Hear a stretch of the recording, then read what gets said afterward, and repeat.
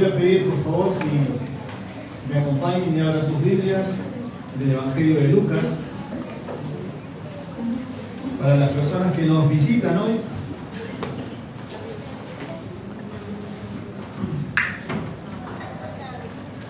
decimos que como iglesia estamos estudiando esta biografía teológica que hace Lucas de nuestro Señor Jesucristo, versículo por versículo, capítulo por capítulo. Y ya estamos en el capítulo 20 de este precioso evangelio. Y hoy vamos a ir del versículo 9 al versículo, tuve una duda ahí, lo vamos a leer igual, yo creo que entra ahí también, porque es la conclusión, el versículo 9 hasta el versículo 19, porque es la conclusión de lo que hoy vamos a ver y a la vez también el principio de lo que vamos a ver el domingo que viene.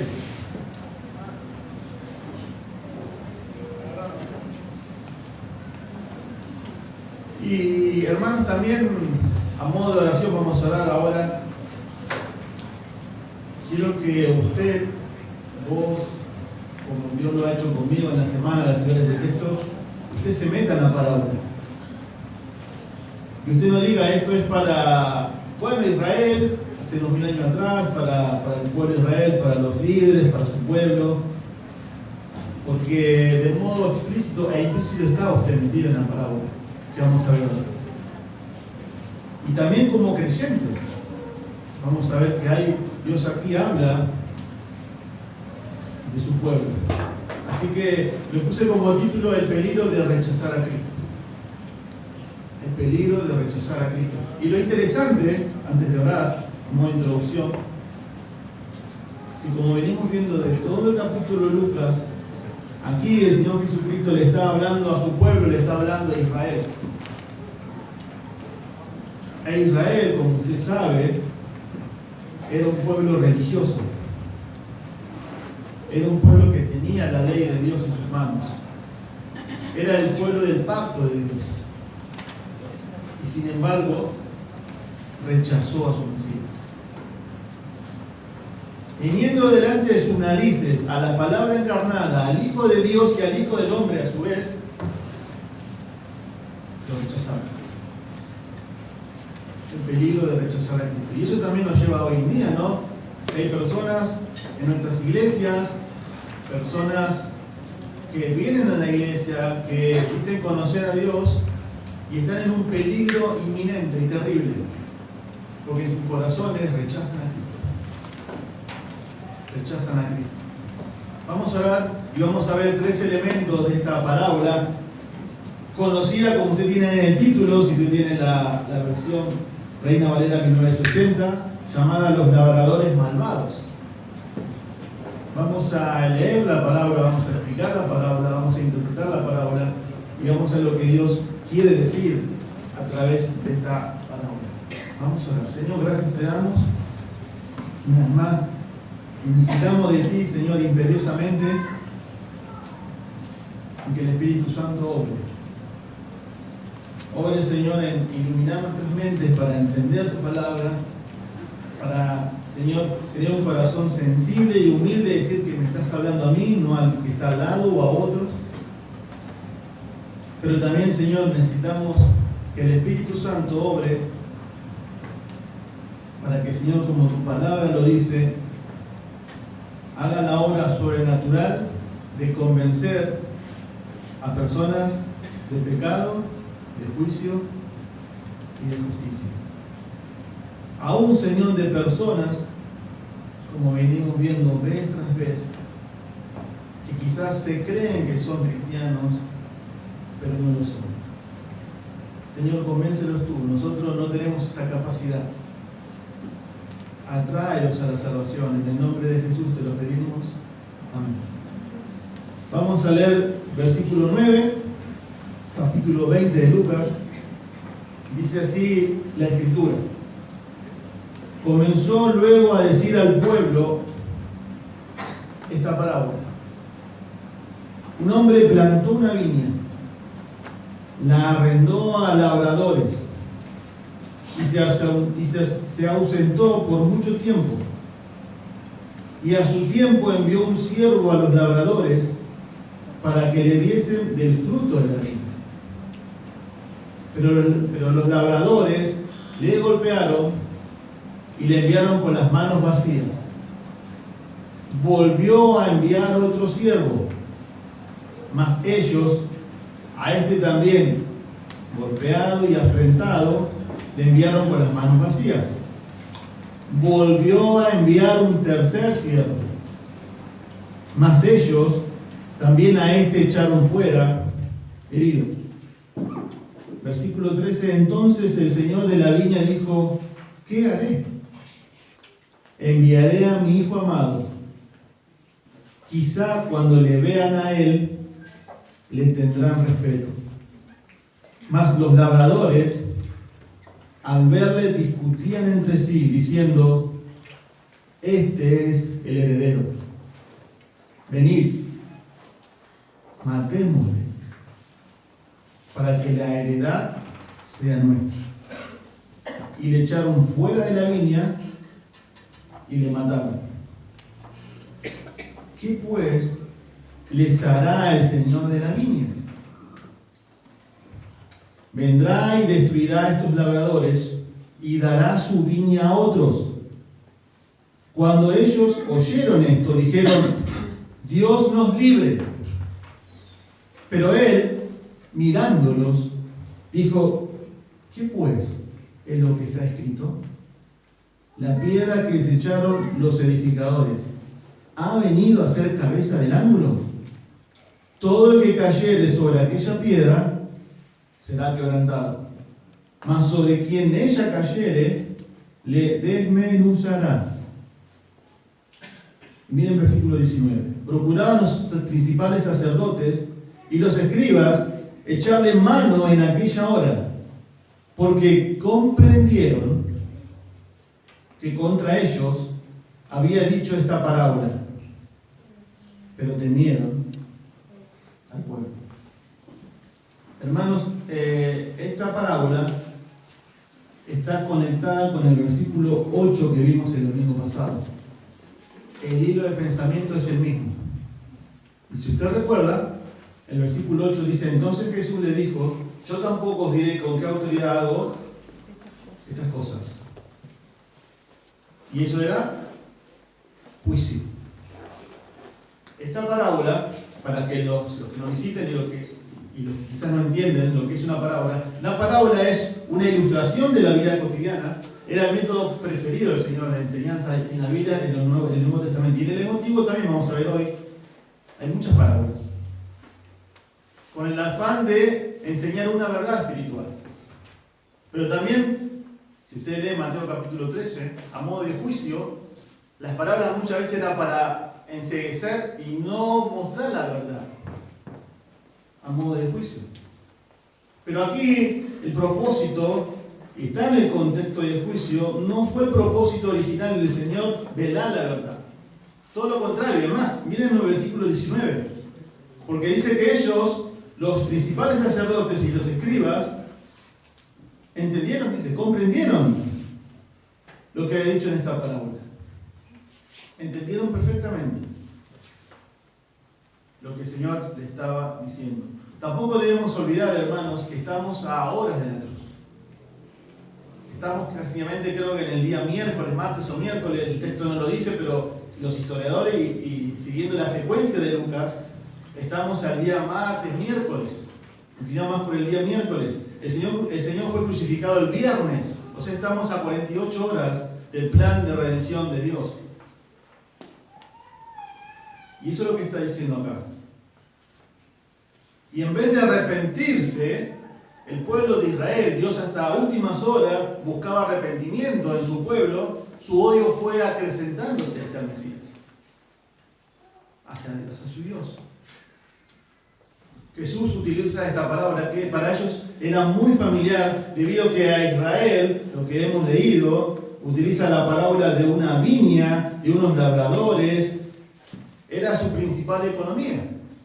Las personas que lo escuchaban, miren, presten atención al versículo 9, dice, comenzó luego a decir, no solamente a hablar a los líderes, sino le está hablando al pueblo, a todos. Y ellos enseguida entendieron lo que le estaba diciendo, porque era para Israel, que era una ciudad, Jerusalén, donde había muchas viñas, y era su principal economía. Y lo interesante del versículo 9 y esta parábola, miren el versículo 9, dice, comenzó luego a decir al pueblo esta parábola. Un hombre plantó una viña, la arrendó a labradores y se ausentó por mucho tiempo. Este texto es similar, es una paráfrasis, es igual prácticamente a lo que dice Isaías capítulo 5, versículo 1 y 2. Mateo, el Evangelio de Mateo, no lo busquen, yo se lo voy a leer, agrega detalles en la cual hace más coincidencia a Isaías capítulo 5. ¿Por qué les digo esto? Para que usted entienda el significado de cada persona de lo que implica la palabra. ¿Qué significa? ¿A qué representa la viña? ¿Quién es el dueño de la viña? ¿Quiénes son los labradores? ¿Quién es el hijo? Pero usted también va leyendo y en el contexto que ya viene familiarizado con Lucas, creo que ya entendió un poco el significado de la palabra. Mateo 21, versículo 33, y Marcos capítulo 12 también habla de lo que es esta palabra. Miren, Mateo del Hebreo dice, hubo un hombre, padre de familia, el cual plantó una viña, la cercó del vallado, cavó en ella su lagar, edificó una torre y la arrendó a unos labradores y se fue lejos. Les leo Isaías capítulo 5, dice, el canto de mi amado acerca de su viña. Mi bien amado tenía una viña en una fértil colina. La cavó por todas partes, quitó sus piedras, la plantó de vides escogidas, edificó una torre en medio de ella y también excavó en ella un lagar. Y esperaba que produjese uvas buenas, pero solo produjo uvas silvestres. Las uvas silvestres son las uvas agrias, que solo sirven de desecho. Y luego dice, el versículo 4 del capítulo 5 de Isaías, dice, ¿qué más se podía hacer a mi viña que yo no haya hecho en ella? Dice, como esperando yo que diese uvas, ha dado uvas silvestres. Ciertamente, Isaías capítulo 5, versículo 7, y ahí está la interpretación de quién es la viña. Ciertamente la viña de Jehová es la casa de Israel. O sea que lo que estamos viendo acá, la viña, Lucas 19, miren ahí, representa a Israel, a la nación de Israel.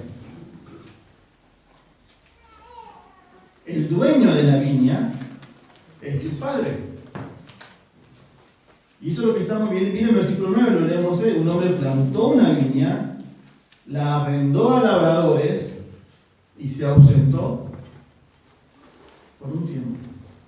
Lo interesante y en el contexto, recuerdan que el Señor, miren ahí versículo 1 del capítulo 20, lo vimos el domingo pasado, ¿dónde está? Físicamente. Está en Jerusalén, pero ¿dónde está? Está en el templo. Y la historia dice, no lo dice el texto, que Israel en el templo tenía una viña de oro y los judíos iban y cada año le agregaban, podríamos decir, sus ramas, representando a su nación. Ellos sabían perfectamente lo que le estaba diciendo ahí. Ellos conocían el Antiguo Testamento porque eran el pueblo de Dios. Este dueño, miren ahí versículo 9, arrendó la viña. ¿Qué significa? La rentó, la alquiló. ¿A quién? A unos labradores que vinieron a trabajar a esa viña. Y este hombre, dice, se fue por mucho tiempo. Pero no descuiden el detalle de lo que le he leído el paralelo de Mateo. Dice que el dueño hizo todo lo posible para que esta viña diese fruto.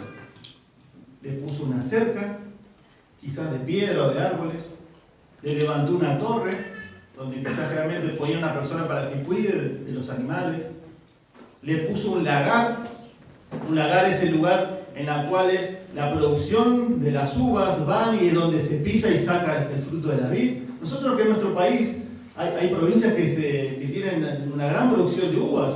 Mendoza habla de eso, San Juan hay mucho de eso, y de ahí están los mejores vinos. El dueño hizo todo lo posible para que la viña diera frutos. Y también lo interesante, miren versículo 9, este dueño confía en estos labradores, porque dice que se la arrendó, se la alquiló, se la dio. Y es interesante, dice que se ausentó por mucho tiempo. El texto no lo dice, pero por lo que dice el Antiguo Testamento, Levítico 19, la ley de Dios decía que cuando habían plantado una viña, dice que los 3 primeros años que daba frutos, dice que la ley dice esto, los frutos de los primeros 3 años es como un incircunciso, no sirve, dice. El 4.º año es para Dios, y el 5.º año recién podrás disfrutar el fruto de la vida. O sea que aparentemente esto no menos de 5 años pasó, este hombre se fue lejos, el dueño, pero él confía en estas personas, él les alquila, ellos hacen un trato, estos labradores iban a trabajar, por supuesto que debían cobrar por su trabajo, pero ellos eran labradores, no eran el dueño de la vida. Pero miren versículo 10 a versículo 13, la actitud que tienen estos labradores con el dueño de la vida.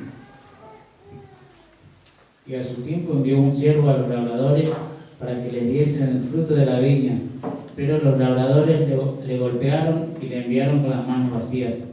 Volvió a enviar a otro siervo, mas ellos a este también, golpeando y afrentando, le enviaron con las manos vacías. Volvió a enviar a un tercer siervo, mas ellos también a este echaron fuera herido. Entonces el señor de la viña dijo: ¿qué haré? Enviaré a mi hijo amado. Quizás cuando le vean a él tendrán respeto. De versículo 10 al versículo 13, la palabra clave que se repite 5 veces es el verbo enviar. Miren ahí, versículo 10, envió un siervo. Enviaron, versículo 10, con las manos vacías. Volvió a enviar a otro.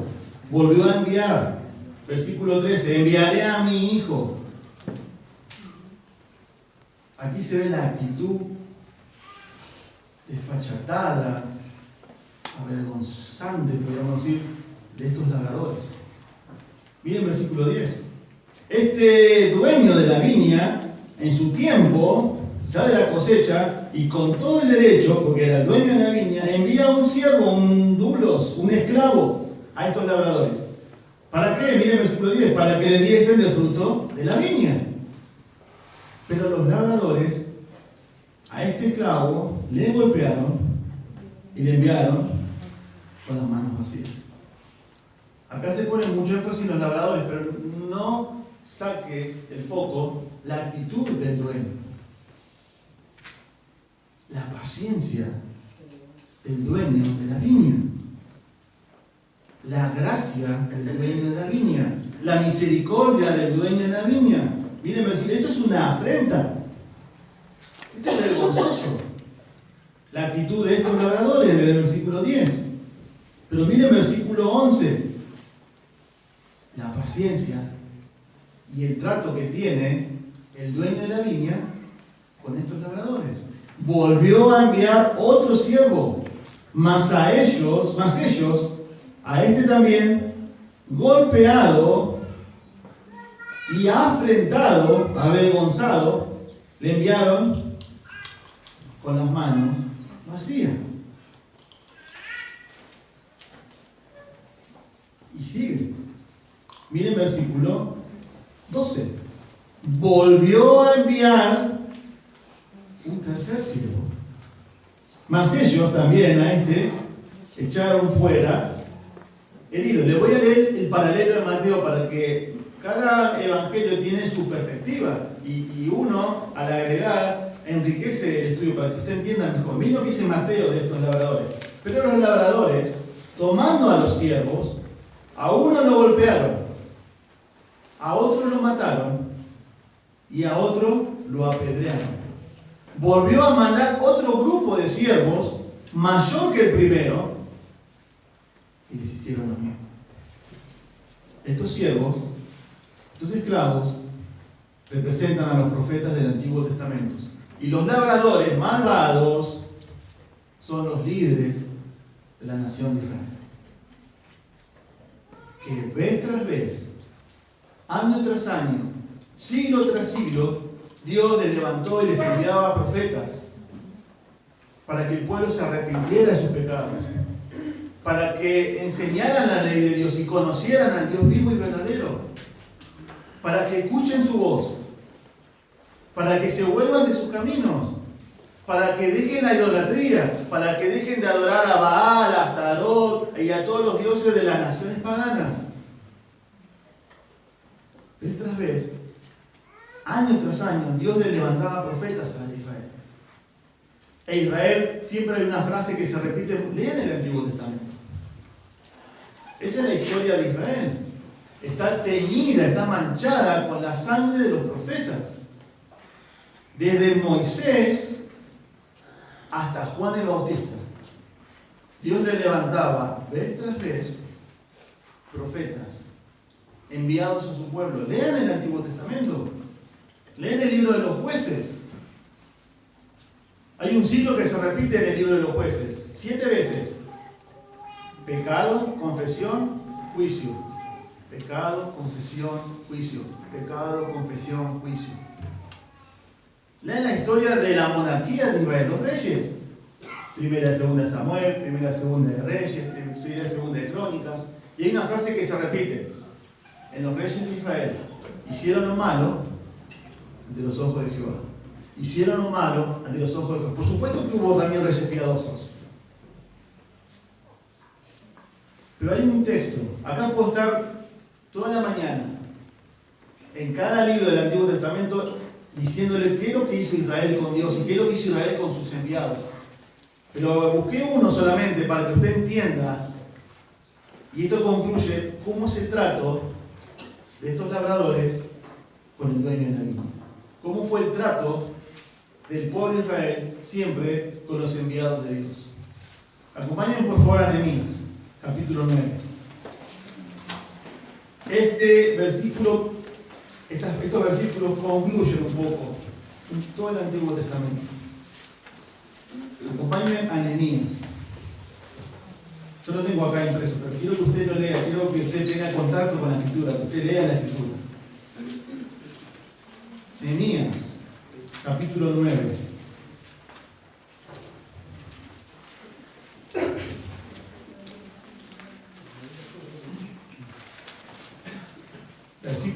Vamos a leer el versículo 24.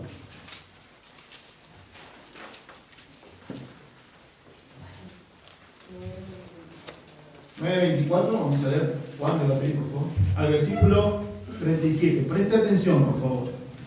Preste atención. Y los hijos vinieron y poseyeron la tierra, y humillaste delante de ellos a los moradores del país, a los cananeos, los cuales entregaste en su mano, y a sus reyes y a los pueblos de la tierra, para que hiciesen de ellos como quisieran. Y tomaron ciudades fortificadas y tierra fértil, y heredaron casas llenas de todo bien, cisternas hechas, viñas y olivares, y muchos árboles frutales. Comieron, se saciaron y se deleitaron en tu gran bondad. Pero te provocaron a ira y se rebelaron contra ti, y echaron tu ley tras sus espaldas, y mataron tus profetas que protestaban contra ellos para convertirlos a ti, e hicieron grandes abominaciones. Entonces los entregaste en manos de sus enemigos, los cuales los afligieron, pero en el tiempo de su tribulación clamaron a ti, y tú desde los cielos los oíste, y según tu gran misericordia les enviaste libertadores para que los salvasen de mano de sus enemigos. Pero una vez que tenían paz, volvían a hacer lo malo delante de ti, por lo cual los abandonaste en manos de sus enemigos, que los dominaron. Pero volvían y clamaban otra vez a ti, y tú desde los cielos los oías, y según tus misericordias muchas veces los libraste. les amonestaste a que se volviesen a tu ley, mas ellos se llenaron de soberbia y no oyeron tus mandamientos, sino que pecaron contra tus juicios, los cuales, si el hombre hiciere, en ellos vivirá.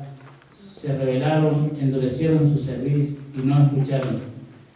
Les soportaste por muchos años y les testificaste con tu espíritu por medio de tus profetas, pero no escucharon, por lo cual los entregaste en mano de los pueblos de la tierra, mas por tus muchas misericordias no los consumiste, ni los desamparaste, porque eres Dios clemente y misericordioso.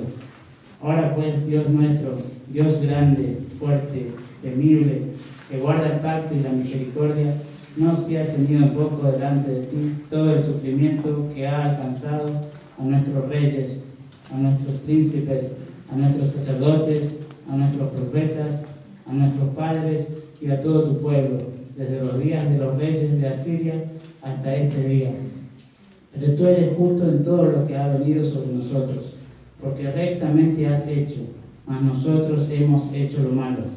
Nuestros reyes, nuestros príncipes, nuestros sacerdotes y nuestros padres no pusieron por obra tu ley, ni atendieron a tus mandamientos y a tus testimonios con que los amonestabas.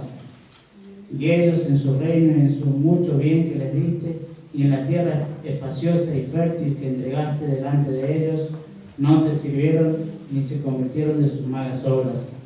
He aquí que hoy somos siervos, henos aquí siervos en la tierra que diste a nuestros padres, para que comiesen su fruto y su bien.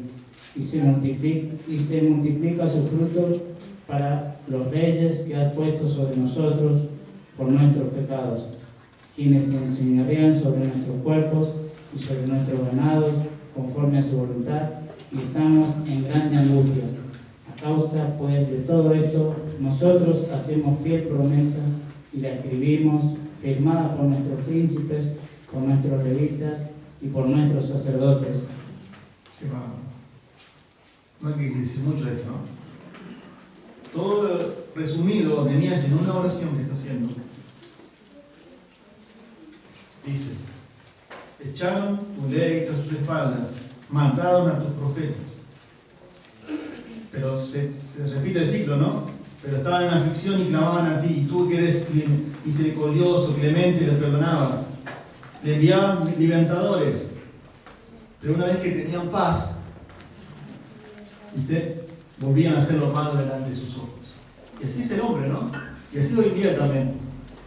Dios, perdóname, por favor, estoy acá bien. Pero cuando la cosa está bien, se olvidan de Dios. Pero cuando está mal, vuelven a la iglesia. Y así es Israel. Por eso, hermanos, no quite usted, no diga la palabra es para Israel. Esto es para nosotros. Y el colmo, esto lo vamos a Lucas, el colmo de la hipocresía, el Señor la denuncia también. Estamos en el primer punto en el cual el Señor le presenta la palabra. 3 elementos de la palabra. El Señor le presenta la palabra. Les está presentando. Mateo 23, no lo busquen.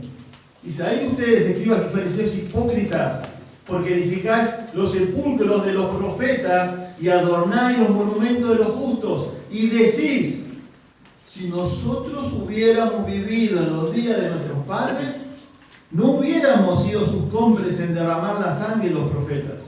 ¿Qué están diciendo? Si nosotros hubiésemos vivido ese tiempo, hubiésemos hecho eso. Eso fueron nuestros padres. Así que dais testimonio en contra de ustedes mismos que sois hijos de los que asesinaron a los profetas. Llenad pues la medida de la culpa de vuestros padres. Serpientes, cámara de víboras, ¿cómo escaparáis del juicio del infierno? Por tanto, Mateo 23, 34, mirad, yo os envío profetas, sabios, escribas, y de ellos a unos los matasteis y crucificasteis, y a otros los azotaréis en vuestras sinagogas y los perseguiréis de ciudad, para que recaiga sobre vosotros la culpa de toda la sangre justa derramada sobre la tierra, desde la sangre del justo Abel hasta la sangre de Zacarías. Escuchen bien esto: hijo de Berequías, a quien asesinasteis entre el templo y el altar. Un profeta. Lo mataron en el mismísimo templo de Dios.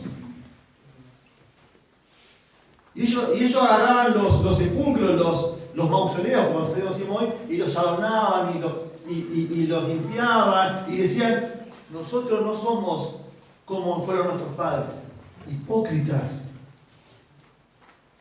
¿Qué dice el Señor? Hermanos, acá estamos viendo en esto, sale y emana también, por eso, hermanos, no solamente está hablando de Israel, la total depravación del corazón del hombre para con Dios. Así es el corazón del hombre. Y recuerden, Israel es un pueblo legalista, es un pueblo religioso, es un pueblo que dice conocer de Dios, dice tener la ley de Dios, pero odia a Dios. Pero odia a Dios. Por eso, hermanos, el tiempo que Él se fue, se ausentó por mucho tiempo, también representa lo que es el Antiguo Testamento. ¿Cuántos años el Antiguo Testamento, desde Moisés hasta Juan el Bautista, Dios trató con su pueblo? Años, siglos. Ellos decían que la viña les pertenecía. Miren lo que dice ahí. Por eso es interesante, ¿no? Acá tengo datos. Zacarías, el profeta Zacarías, dice que murió apedreado. El profeta Isaías cuenta la historia que fue aserrado en dos. Jeremías fue tirado a un pozo de cisterna y luego fue apedreado. Urías, el profeta Urías, fue muerto a filo de espada. Y puedo seguir. Ese era el trato que tenían el pueblo de Israel con los profetas de Dios. Y Dios está diciendo, eso hicieron, si lo hacen con los mis enviados, me lo están haciendo a mí. Pero eso no es todo. Miren versículo 13. Acá llega el clímax. Y es como que uno, cuando yo leí esto, como diciendo, no hagas esto, pará, detenete. Porque miren lo que dice el versículo 13. Entonces el Señor de la viña dijo, ¿qué haré? ¿Qué hubiese hecho usted? Póngase un poco en mente. ¿Qué hubiese hecho usted si usted tiene un negocio? Pone toda su inversión ahí para que dé fruto, para que funcione, contrata empleados, parece confiable, usted se va, y cuando usted se va, usted ve que ellos le roban, destruyen su negocio. ¿Qué hace? Dígame la verdad. Yo agarro, no sé, yo haría agarrar todo el G20 que está acá, y ya está ahí, ¡pum! Listo, ya está, se terminó el colegio. Pero Dios no hizo eso. Volvió a enviar la paciencia de Dios. Recuerden esto, la paciencia de Dios, la gracia de Dios. Dios no los trata como realmente ellos deberían merecerse tratados. La misericordia de Dios. Y versículo 13 dice, entonces, ¿qué voy a hacer? Voy a enviar a mi hijo amado. Miren bien eso. Mi hijo amado. ¿Por qué? Porque cuando le vean, a él le van a tener respeto. ¿Saben por qué dice eso? Porque Israel respetaba a Dios. ¿No tenían el templo? ¿No hacían los sacrificios que estaban en la ley? ¿No leían la ley de Dios? Decían respetar a Dios, pero en su corazón odiaban a Dios. Desechaban a Dios. Era toda una fachada de religiosidad. ¿Recuerdan el templo? Ellos se escudaban en el templo. Es nuestro templo. Miren el contraste, porque de pasar a enviar varios esclavos, varios siervos, acá dice, este es mi hijo, es amado. De pasar a ser muchos, vas a ser único. Es mi hijo amado.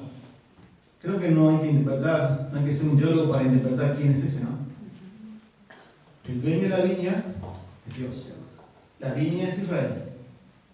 Los labradores malvados son los líderes que debían enseñar la ley y llevar al pueblo al arrepentimiento, y eran los que mataban a los profetas. Los siervos, los esclavos eran los profetas del Antiguo Testamento. El Hijo amado es Cristo.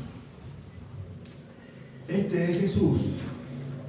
El Señor en su bautismo en Mateo capítulo 3 dijo: se abrieron los cielos y dijo: este es mi Hijo amado en el cual tengo complacencia. Él es el unigénito, Él es el único en su clase, Él es el primogénito de toda creación, Él es el heredero de todo, Él es el Rey de Reyes y Señor de Señores. Él es el Alfa y el Omega, Él es el linaje del tronco de Isaí, Él es el Rey de Judá. La idea, hermanos, que acá es Cristo es incomparable, Él es único. Él es único. Pero al matar al heredero, ellos se hacían y se creían que se hacían dueños de la viña. Mire el versículo 14, esto es profético también, porque dice: mas los labradores al verle discutían entre sí diciendo: este es el heredero. Venid, matémosle, para que la heredad sea nuestra. Recuerden el día que estamos. Recuerden el viernes de la crucifixión. A horas de la cruz. A horas de la cruz. Al matar al heredero, ellos creían que se hacían dueños. Y así es el corazón del hombre. Y esto también, hermanos, saca un gran principio. Un gran principio. El teólogo Thomas Watson dijo: todo pecado es intento de deicidio. ¿Qué significa eso? Todo pecado es una afrenta a Dios. Y acá entender que ellos matando, sacando al dueño, la viña les pertenecía. Y acá, hermanos, se ve un principio que muchas veces creemos que la vida nuestra nos pertenece. Nos pertenece. Que Dios es el creador de todo, que debemos vivir para Él, como dice Isaías: para gloria mía yo te he creado, y dale la gloria a Él. Pero en el fondo de nuestro corazón queremos que la viña sea nuestra. El fruto de la vida sea nuestra. Sacamos a Dios del trono, matemos al heredero. Por eso, como dije al principio, no te saques de la parábola, aún mismo siendo cristiano. Porque muchas veces creemos que la vida nos pertenece y es nuestra. Y hacemos nuestros deseos, nuestras posesiones, nuestra vida. Y no, como veíamos hoy en el seminario, la voluntad de Dios. Y no vivimos para la gloria de Él. Y tomamos decisiones así. Y creemos que nuestros hijos son nuestros. Y la Biblia dice que son dádiva, la herencia de Jehová, y son administradores, y vamos a rendir cuenta de porque son de ellos, de Él. Pero mire el versículo 15. Dice: y le echaron fuera de la viña, y le mataron. Y termina presentándole la parábola, y termina con una pregunta: ¿qué pues les hará el Señor de la viña? ¿Qué tiene que hacer el dueño de la viña con estos labradores malvados? Ellos van a responder. Y hermanos, esto también es una buena aplicación porque cuando nosotros presentamos el Evangelio. Así es el corazón del hombre. Pero así también es la paciencia de Dios, queriendo que corran en fe y en arrepentimiento hacia Cristo. Y así es Dios. Hoy también, que te permite escuchar el Evangelio a los que nos están escuchando. Dios a lo largo de años levanta siervos, levanta pastores, levanta evangelistas, y escuchás el Evangelio, y escuchás el Evangelio. Pero muchos no quieren arrepentirse.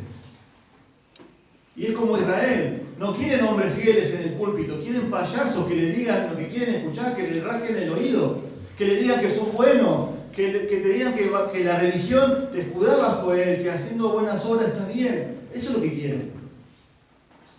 Como hizo Israel a lo largo de toda la historia. Cuando Dios le levantaba profetas, los mataban, los aserreaban, los apedreaban. Porque el hombre no quiere escuchar lo que Dios dice de cómo somos nosotros delante de él. Quizás Dios está permitiendo año tras año, día tras día, que estés escuchando el Evangelio. A través de una radio, a través de internet, a través de la iglesia. Pero la paciencia de Dios tiene un límite. La paciencia de Dios tiene un límite. Y quizás como creyente, quizás estás viviendo para vos mismo. Y no glorificando a Dios. Y como vimos en la iglesia del Apocalipsis, arrepiéntete. Arrepiéntete. Pero acá en el versículo 16 y 17, el Señor le presenta la parábola y acá le aplica la parábola. La aplicación de la parábola. Le aplica la parábola. Versículos 16 y 17, por favor. Vendrá y destruirá a estos labradores y dará su viña a otros. Cuando ellos oyeron esto, dijeron: Dios nos libre. Pero él, mirándolos, dijo: ¿qué pues es lo que está escrito? La piedra que desecharon los edificadores ha venido a ser cabeza del ángulo. Dejen la hoja ahí, lapicera, y vayan a Mateo 21 para entender mejor el texto. El Señor mete la daga en el corazón ahí. Termina con una pregunta, ¿no? Para que se autoexaminen. Ese es el propósito de esta parábola. Recuerden, Israel es un pueblo totalmente religioso, pero lejos de Dios. Ellos se creían autosuficientes. Ellos se creían que eran el pueblo elegido de Dios, la nación del pacto, y solamente con eso alcanzaban salvación. Pero Dios apunta aquí al corazón de la nación de Israel. Miren lo que dice Mateo. El Señor le dice, termina diciendo, ¿se acuerdan? ¿Qué tiene que hacer el Señor de la viña? Miren lo que dice Mateo, versículo 31, versículo 40. Cuando venga pues el Señor de la viña, lo mismo, ¿no? ¿Qué tiene que hacer con estos labradores? Presta atención a esto. Le dijeron, ¿quién le dijeron? ¿Quiénes son? Le dijeron. El pueblo, los líderes, a lo que él está hablando. Miren lo que dicen: a los malos destruirá sin misericordia y arrendará su viña a otros labradores que le paguen el fruto a su tiempo. Jesús le dice: ¿nunca leíste en las Escrituras? La piedra que se echaron ha venido a ser cabeza del ángulo. El Señor ha hecho esto y es cosa maravillosa a nuestros ojos. Por tanto os digo que el reino de Dios será quitado de ustedes y será dado a gente que produzca los frutos de él. Pero miren ahí el versículo 41. ¿Qué dicen ellos? A los malos los tenés que destruir sin misericordia y va a alquilar, va a rentar esta viña a otros labradores para que estos realmente paguen el fruto de su tiempo. ¿Entienden lo que está pasando acá? ¿Entienden lo que ellos dijeron? Ellos dijeron su propio juicio. El Señor le dice, ¿qué harían ustedes? Y ellos dicen, los tenés que matar, ¿no? ¿Cómo van a tener misericordia? ¿Saben lo que está haciendo Jesús acá? Lo mismo que hizo Natán con David. ¿Recuerdan? Cuando David estaba en pecado. Y va Natán, el profeta, dice, Dios me envió, según Samuel capítulo 12, si no me falla la memoria. Le dice David, sí, hay un hombre rico que tiene una corderita. No, tiene muchas corderas, muchos ganados. Y hay un hombre pobre que tiene una sola corderita. Y dice que la cuidan tanto que la ponen en su seno y duermen con ellos. Pero viene un hombre y dice que quiere comer. Entonces dice que el hombre rico va y le saca la única corderita que tiene, que la tratan como una hija. ¿Qué haría? Y lean el texto en la casa. David, antes que termine, Natán le dice que muera. ¿Y qué le dice Natán? ¿Es eso vos? Paréntesis. qué rápido que somos para omitir juicio de otros, juzgar a otros, y qué difícil es examinarnos a nosotros mismos y ver nuestras fallas y nuestros pecados. ¿No? Todos, partiéndole de comenzar. Así somos.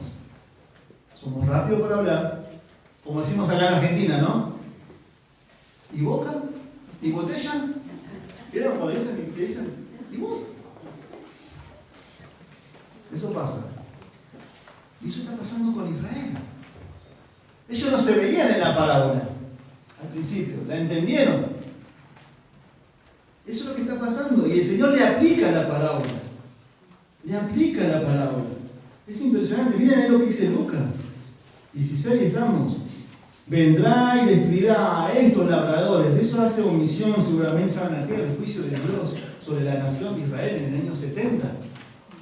Siempre lo decimos.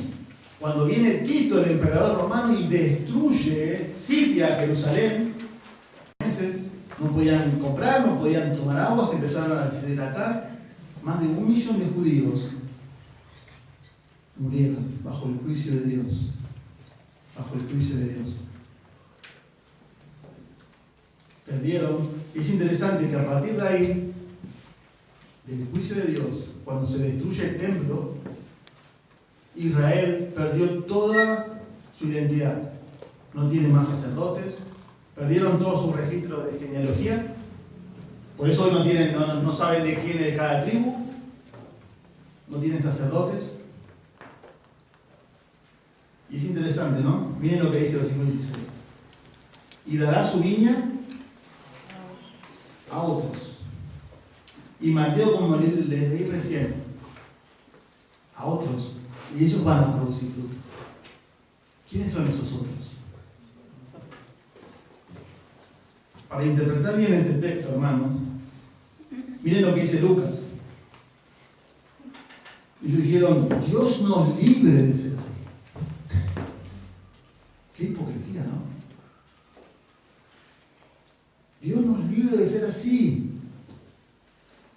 Ellos van a matar al heredero. Dios nos libre de ser así. Ellos entendieron la palabra, pero no hicieron suya, no aplicaron la palabra. Ellos hicieron esto no es para mí, ellos esquivaron en la flecha. Esto no es para mí. Y ellos entendieron, según viene el versículo 19, ellos comprendieron. Y así es el Evangelio muchas veces. Dios dice que sos depravado, Dios dice que sos pecador, Dios dice que sos mentiroso, Dios dice que tus obras no te salvan, Dios dice que por más que leas la Biblia y vengas a la iglesia que está bien, pero eso quizás muchas veces para cubrir la fachada religiosa, no sos salvo. Pero esto no es para mí. Esto no es para mí.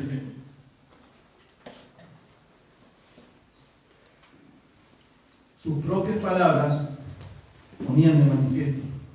Y ellos, hermanos, tenían delante de sus narices a la palabra encarnada, al Hijo amado, pero rehusaron creer. A lo suyo vino, y los suyos no le recibieron. ¿Por qué? Porque amaron más las tinieblas que la luz. Una persona que no va a Cristo es porque ama más su pecado que a Dios. No está dispuesto a dejar su pecado como el hijo rico. Ama su pecado. La viña a otros significa el endurecimiento de Israel como nación. Y Dios, escuche bien esto, no me quiero meter mucho acá, no me quiero sacar el foco, no quiero irme del texto como se dice. Dios, en su infinita sabiduría, tenía predeterminado un plan soberano, eterno, que toda persona de toda tribu, lengua, pueblo y nación que entendiera y que aceptara a Cristo, al Mesías, pasara a ser parte de un cuerpo. Y eso es la iglesia. Hermanos, la iglesia, como muchos enseñan, no es el plan B. Israel falló, entonces, a ver, ¿qué hago? Ah, acá tengo estos. Estos sí van a creer. La iglesia no es el plan B de Dios. La iglesia es el plan soberano, eterno, desde antes de la fundación del mundo. Dios ya tenía, además, en el Antiguo Testamento está profetizado el rechazo de Israel y está profetizado la salvación de los gentiles. La iglesia no es Israel, no es el nuevo Israel. La iglesia es la iglesia, e Israel es Israel, para entender la Biblia. Muchos enseñan y dicen, y tienen un problema teológico de interpretación, que al fallar Israel, la iglesia es el nuevo Israel. No, es más, Efesios 3 habla de que es un misterio, de que fue revelado, el Nuevo Testamento fue revelando cosas que los profetas ni siquiera entendían. Romanos 11, pero yo pregunto, ¿será que los israelitas al tropezar cayeron definitivamente? De ninguna manera. Israel rechazó al Mesías. Por eso el juicio. Por eso hoy dice que están cegados. Pero Dios va a volver a tratar con Israel. ¿Cuándo? Romanos 11, 25. No quiero, hermanos, que ignoréis de este misterio, para que no seáis arrogantes en cuanto a vosotros mismos. El endurecimiento de parte de Israel durará hasta que haya entrado la plenitud de los gentiles. Y luego de todo eso, ¿qué es todo eso? Cuando todos los gentiles sean salvos, Israel será salvo. Futuro. En el milenio. Eso es lo que está diciendo. Miren el versículo 16. Va a dar su viña a otros. Pero miren lo que dice el versículo 17. Vamos a leer de vuelta, por favor. Pero él, mirándolos, dijo: ¿Qué pues es lo que está escrito? La piedra que desecharon los edificadores ha venido a ser cabeza del ángulo. El Señor le presenta la parábola, el Señor le aplica la parábola, y miren lo que dice el versículo 17, 18 y también 19. Ellos rechazan la parábola. Él los mira. Mateo le dice: ¿pero no leyeron las Escrituras? ¿Pero ustedes no son el pueblo de Israel? ¿Ustedes no conocen la Biblia? ¿No enseñan la ley de Dios? ¿No leyeron? Miren lo que dice. ¿No leyeron? Dice: la piedra que desecharon los edificadores ha venido a ser cabeza del ángulo. Todo el que cayere sobre aquella piedra será quebrantada, y más sobre quien ella cayere la desmenuzará. ¿No leyeron eso? Ignorante de las Escrituras. Qué frase, ¿no? A líderes religiosos. A personas que decían conocer la Biblia de memoria. El Señor les cita, miren ahí. Este es un salmo. Es el Salmo 118. ¿Por qué el Señor trae este texto acá? Este específicamente. ¿Por qué no trae otro? Porque el Salmo 118 es un salmo mesiánico. Es un salmo que apunta al Mesías. Y segundo, el Salmo 118 está en algo que los judíos, que se llamaba como el Jalei. El Jalei era como un himnario que ellos tenían. Y ese himnario iba del Salmo 113 al Salmo 118. Ellos cantaban eso, cantaban los salmos.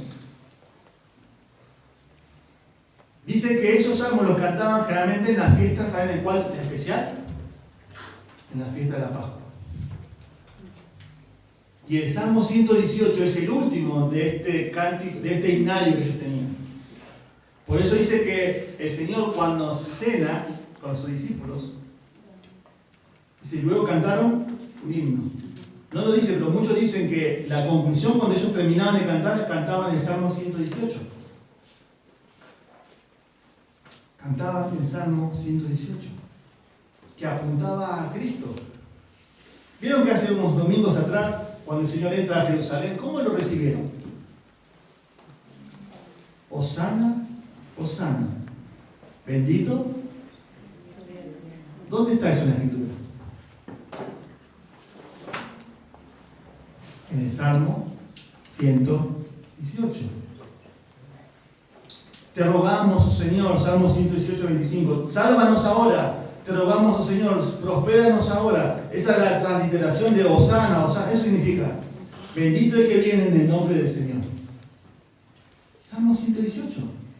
Ellos dijeron cuando el Señor entró el Salmo 118, ellos estaban cantando en la Pascua. Dentro de 2 días es la celebración. Por eso están ahí por años cantando el Salmo 118. Y el Señor le dice, ¿ustedes no leyeron este versículo? Si ustedes lo cantan, que ustedes sí lo dijeron cuando yo entré. ¡Wow! ¿Qué significa? Dice, miren lo que dice ahí. La piedra que desecharon los edificadores ha venido a ser la cabeza del hombre. En la arquitectura antigua, la piedra angular era la más importante e imprescindible en una estructura. Tanto así que no se podía concebir una edificación sin ella. Era la piedra, en forma de B corta, que soportaba en el centro de los grandes arcos toda la presión física que descargaba el peso de la edificación. También se lo ubicaba en la conjunción de 2 o 3 paredes para proveer seguridad al edificio. Quitarla habría sido el desplome del edificio. Israel sacó la piedra principal y se desplomó espiritualmente. Y miren lo que dice ahí. Ellos, dice que desecharon, ¿quiénes? Los edificadores. Pero esa piedra ahora ha venido a ser cabeza, dice, del ángulo. La piedra es Cristo.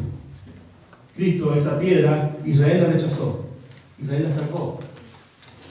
Israel cayó espiritualmente, desechó al Mesías. Pero esa piedra, ahora dice, ha venido a ser cabeza del ángulo. Cristo, esa piedra, ahora sirve para un nuevo templo. ¿Qué es? La iglesia. La iglesia. Por eso dice, 1 Pedro, dice, he aquí, pongo en Sión una piedra escogida, una preciosa piedra angular. El que crea en él no será avergonzado. Esto es precioso, de valor para ellos. Pues para ustedes lo que creéis, pero para los que no creen, la piedra que desecharon los constructores es la piedra, ha venido a ser cabeza de árbol. Piedra de tropiezo y roca de escándalo. Pues ellos tropiezan porque son desobedientes a la palabra. Su mayor pecado es que no vieron a Cristo en las Escrituras. Porque no les convenía. Porque si Él es el Mesías, bendito que entra en el nombre del Señor, si Él es la que cumple la profecía de Zacarías 9, que entra en un pollino, y Él es la piedra, no conviene. Hoy las personas que no ven a Cristo como su Señor hacen lo mismo y no se arrepienten. Saben de Cristo, saben quién es Jesús, saben que es el Salvador del mundo, pero no se doblegan sus rodillas ante Él. Termina, mira ahí, dice, ese es el juicio, la destrucción. Todo el que cayere sobre aquella piedra será quebrantado, mas sobre quien ella cayere les desmenuzará. La idea aquí es agarrar un vaso de cerámica y agarrar una roca grande. Si yo agarro una piedra, un vaso de cerámica y lo tiro contra una roca, ¿qué hace? Se rompe. Si yo agarro la piedra y la tiro contra el vaso, ¿qué pasa? Se rompe. Esa es la idea acá. La idea es que la apatía y la incredulidad es juicio para Dios.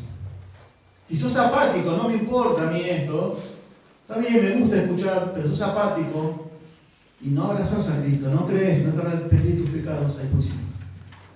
Y si a vos seguís en incredulidad y si abiertamente rechazás a Dios, también hay juicio. Por eso digo el versículo 19 y terminamos, ¿no? Es terrible esto, ¿no? Los principales sacerdotes En vez de creer, de arrepentirse, de ir ante ellos, este es el Mesías, por favor, perdónanos, Señor. Entendemos esto, ahora le echaron mano. La idea ahí es apresarlo, ¿no? Lo querían apresar. Ellos entendieron la parábola que hablaba de quién. De ellos. Pero temieron al pueblo. No estuvieron dispuestos a dejar su orgullo, su pecado, dejarlo todo y seguir a Cristo. Entender el Evangelio no significa que se arrepientan del Evangelio. Hay mucha gente que entiende el Evangelio, que sabe, que escucha el Evangelio. Y oramos para que se arrepientan. Terminando, ¿no? Presentando el Evangelio, muchas veces, hermanos, nuestra función es, debemos aplicar el Evangelio como Cristo lo hizo. Muchas veces no queremos ofender a las personas que quizás amamos, pero es así, el Evangelio ofende. Busquemos fruto para su gloria, no para la nuestra. La viña no nos pertenece. Dios es paciente, pero tiene un límite su paciencia. Y para los que siguen rechazando su oferta de salvación, viene la destrucción, viene el juicio, viene el infierno. ¿Por apatía o por incredulidad? Pero como leímos de Pedro, ¿no? Los que creyeron, Cristo es precioso para mí. ¿Seguís dudando? ¿Seguís luchando contra tu orgullo? ¿Seguís apoyándote y decir, pero yo vengo a la iglesia hace 20 años? Dios te está hablando. Habla con nosotros. Andá a Cristo hoy. Vamos a orar. Señor, gracias te damos por tu palabra. Y como oramos, Señor, que nos veamos dentro de esta palabra. Porque, Señor, un día fuimos como estos labradores malvados, Señor, con un corazón duro, apático a ti, lejos de ti. Y tú quizás, Señor, a través de diferentes circunstancias, nos hiciste escuchar el Evangelio, usaste diferentes medios, una predicación, una campaña, en la radio, internet, todo lo que sea hoy, Señor, y te seguíamos rechazando. Pero un día, Señor, por tu gracia y tu paciencia nos salvaste. Y ahora, Señor, pertenecemos a esa viña en la cual damos fruto, pero para tu gloria, no para la nuestra, Señor. Y oramos, Señor, para que aquí en esta mañana no haya personas sentadas como en esta parábola. Que tú aplicarte tu palabra, Señor, ellos esquiven, entendiendo, Señor, que no son salvos todavía. Señor, tú eres paciente, pero tiene un límite. Señor, oramos por nuestros hijos, oramos por los niños que están arriba, para que tú los quebrantes. Y Señor, y vengan corriendo a ti en salvación. Que abracen esa piedra preciosa, Señor, que es Cristo. En el nombre de Cristo Jesús te lo rogamos. Amén.